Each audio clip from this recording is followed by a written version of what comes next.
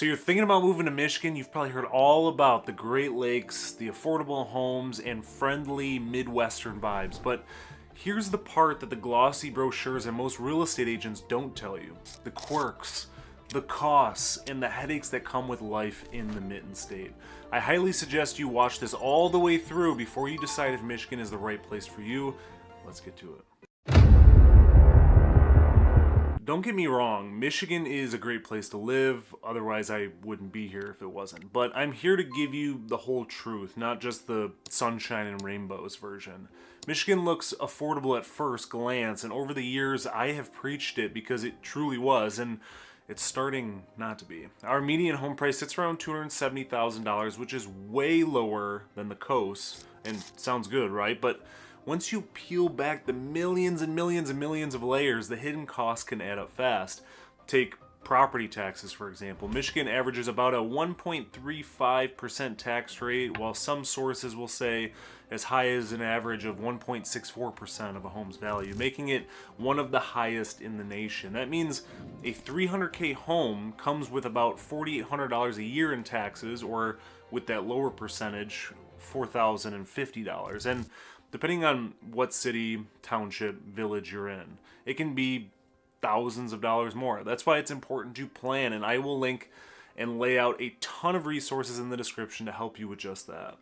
Then we factor in the auto insurance, thanks to Michigan's no-fault system, where your own insurance covers medical costs regardless of fault. Premiums here are some of the highest in the country. On average, drivers pay about 20% more than the national average, and in Detroit it's not uncommon for people to drop over $400 a month just to keep a car insured. And in a homeowner's insurance aspect, which is getting higher thanks to some factors such as basement flooding and older housing stock, and despite it not being as high as the national average, it's climbing very quickly. And utilities, over $1,300 a year just for heating, more if you're on propane, and suddenly that cheap house doesn't feel so cheap anymore. To be fair though, even with these costs, housing here is still a bargain compared to New York, California, and parts of Florida, but you've got to look at the full picture, or it can really sneak up on you, and life is way, way, way too expensive to not see the full picture. Continuing on with the real estate aspect, Michigan homes are cheaper than the national average, but the details matter. Ann Arbor averages $550K, while certain lakefront homes can climb past $700K to over $1 million. And don't forget Michigan's property tax uncapping rule, because I had clients who fell in love with a house. The taxes listed on Zillow looked totally manageable. On paper, it was perfect. The payment worked, everything lined up, but once I explained uncapping, where the taxable value resets to market value after you buy about a year later, the real numbers didn't work anymore. They couldn't afford it. They were disappointed, but relieved they knew before it was too late. And that's why I harp on this so much. Taxes can make or break your budget. And here's another thing. A lot of Michigan homes are very old. Many are 50 to 100 years old, which means charm, but also headaches at the same time. Drafty windows, lead-based paint probably, asbestos, knob and tube wiring. So that's just something that you really, really, really need to keep in mind when you're hunting for Michigan homes. Switching gears to Michigan weather and the seasonality of it all. Realtors love to pitch 4 beautiful seasons, and of course I preach it because it's truly unlike any other state in that regard, and it's one of the reasons I love living here. I love playing hockey in the winter on a frozen lake, and I love boating, camping, and dirt biking in the summer and the fall. But with the 4 beautiful seasons being preached, it can also translate as one hot summer, a postcard fall, a decent spring, usually pretty rainy, and 5 months or more of winter that will really test your soul. I've had plenty of clients tell me they were leaving Michigan for Arizona or California or Florida because the cold made their arthritis just unbearable. And for a long time, I didn't totally get it. Then I started breaking bones. After one bad break, I ended up with pins, a plate, and screws in my foot.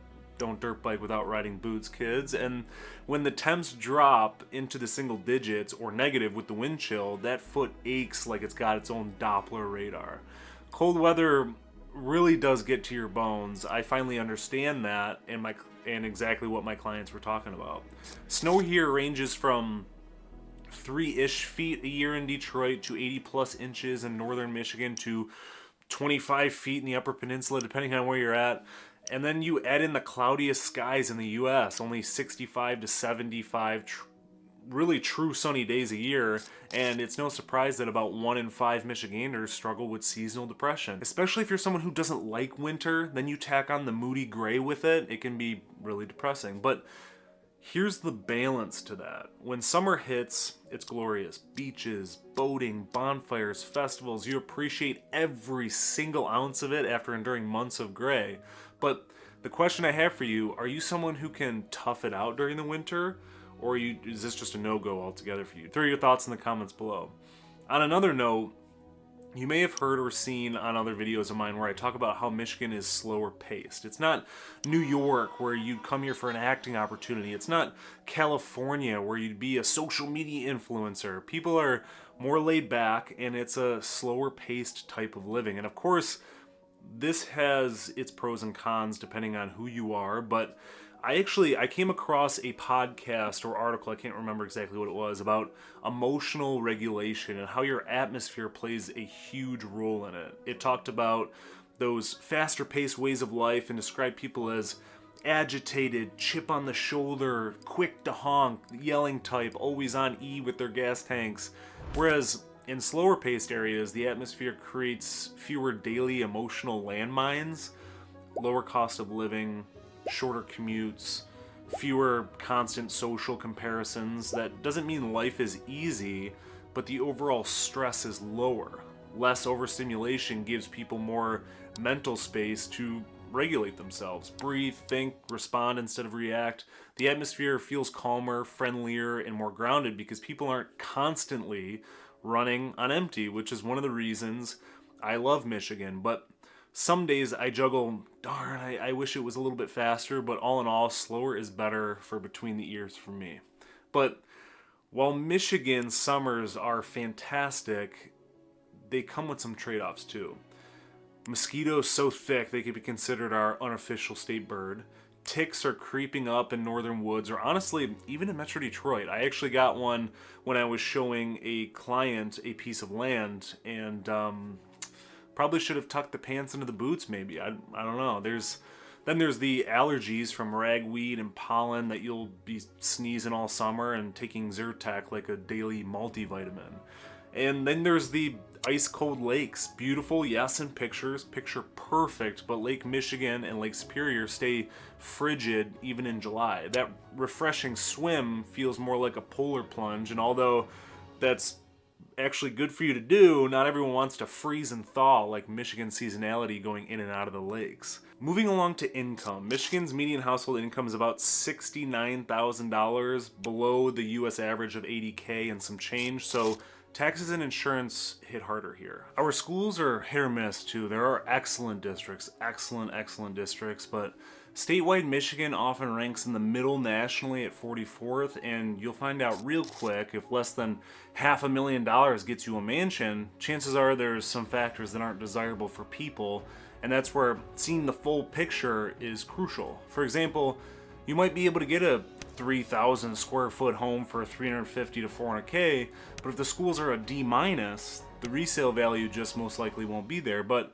of course there's a caveat in circumstances like Traverse City where resale value is good, but schools aren't so much a priority. So again, full picture assessment. Then there are the quirks. Bottle deposit law, 10% back per can, which sounds great until you're storing bags of sticky pop and beer cans in your garage until you finally fill the 10th garbage bag and you don't want to take the time to hand deposit each can for a return on investment.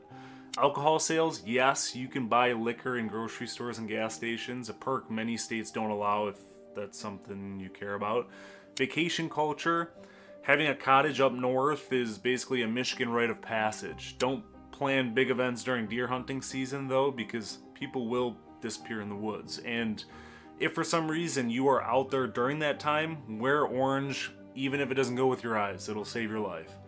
Moving along to those things we drive our cars on, our roads, a complete disaster. Michigan scored a D- on infrastructure. Winters and freeze-thaw cycles destroy pavement along with high weight thresholds for transportation, and spring brings potholes big enough to wreck a rim or an axle or even better, a strut. It's like that movie Dodgeball. If you can dodge a wrench, you can dodge a ball. If you can dodge a wrench, you can dodge a ball. What? Well, you're about to get pulled over for dodging potholes because it looks like you're drunk driving. And Michigan's public transit, don't expect a subway or commuter rail. Metro Detroit seems to be one of the only major metros in America without a cohesive regional system. But if you don't drive, you're kind of stuck. Of course, there's the transit in Detroit, there's public buses, there's programs, good bus transport for Ann Arbor University folks, but overall, I'm talking big picture again, the whole state of Michigan, it's less than ideal, so bring your driver's license, obviously. Poking more at Michigan's infrastructure and housing stock, basements are another issue. Michigan homes almost all have them, but I've had plenty of sellers who found out the hard way that the infrastructure below isn't that great because we got that soil that's moving all the time. A lot of people bought homes years ago in places like Royal Oak, Ferndale, or Clawson because they loved those tree-lined streets. What they didn't realize was that the beautiful old trees had roots tearing through the sewer lines, causing thousands and thousands of dollars in damage. Pair that with outdated sewer systems, and it's a recipe for complete disaster. And that's why I always preach sewer scopes during home inspections. A couple $100 can save you thousands and thousands and thousands in repairs. To be fair, Michigan is investing dollars and dollars and more dollars to fix this. As you come across neighborhoods with those newer sections of sidewalks and chunks of road followed by freshly buried sewer lines, you'll know from now on what's going on there. But not all water in Michigan is pure Michigan. Some areas deal with arsenic in wells or rusty, iron-filled tap water, and of course, the Flint water crisis showed how fragile water infrastructure can truly be, even though lakes can struggle. After big storms, sewage overflows, sometimes closed beaches, realtors will show you the lake house, not the no swimming signs though. And that said, you're never more than 6 miles from a lake or body of water, and when the water's clean, which it usually is, it's world class. Coffee on the dock at sunrise makes you forget the bad stuff real quick, for a minute anyway. In reference to the old housing stock, we have a ton of lakes which have a bunch of old cottages on them, old enough to have the most makeshift jerry-rigged Menards container as a septic tank, and I say that from personal experience, and that's why home inspections, specifically septic inspections, are super crucial. But understand, if you do find a lake house and it has a septic and the lake is very weedy, understand that there's a reason for that weediness, but also that long term, that lake will eventually bring up the idea of switching to sewers, which will be the best option possible for your lake and getting rid of those weeds, just not so much your wallet. Pair that special assessment with high property taxes and your budget can be erased pretty quickly. And then there's radon, which is a common thing too. Mitigation is usually a couple grand, but it's something to factor in. Realtors don't always bring this up, but I'd rather you know now than during inspection, where you'd have to just throw yourself in thousands and thousands of dollars of repairs. Although the seller should pay to mitigate the home depending on the circumstance. Most don't with the multiple offer situation, so you can anticipate spending an extra couple $1,000s for that ugly chunk of PVC running along your house.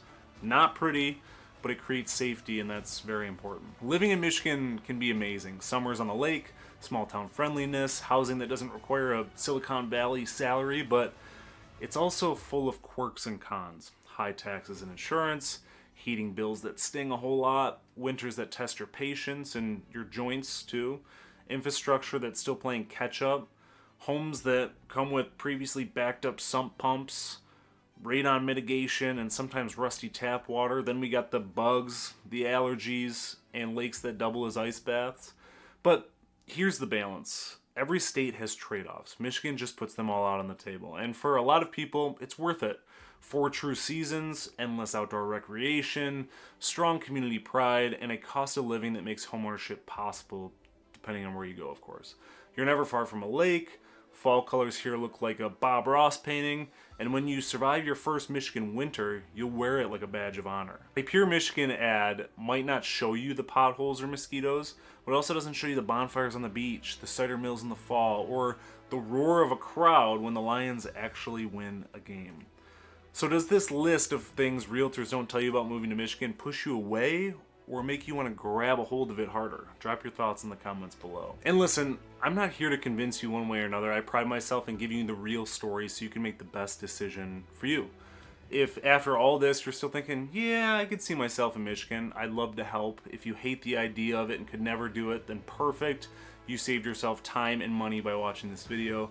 I talk to people every day about moving to, from, and within the Mitten, and I love it. So reach out with your questions, your worries, even your fears about potholes. And together, we will figure out if Michigan really does fit you like a glove. Also, for those interested in additional resources, I have a link to the Living in Michigan newsletter that I put out weekly, just for additional resources if you want it. Thanks for watching. Until next time.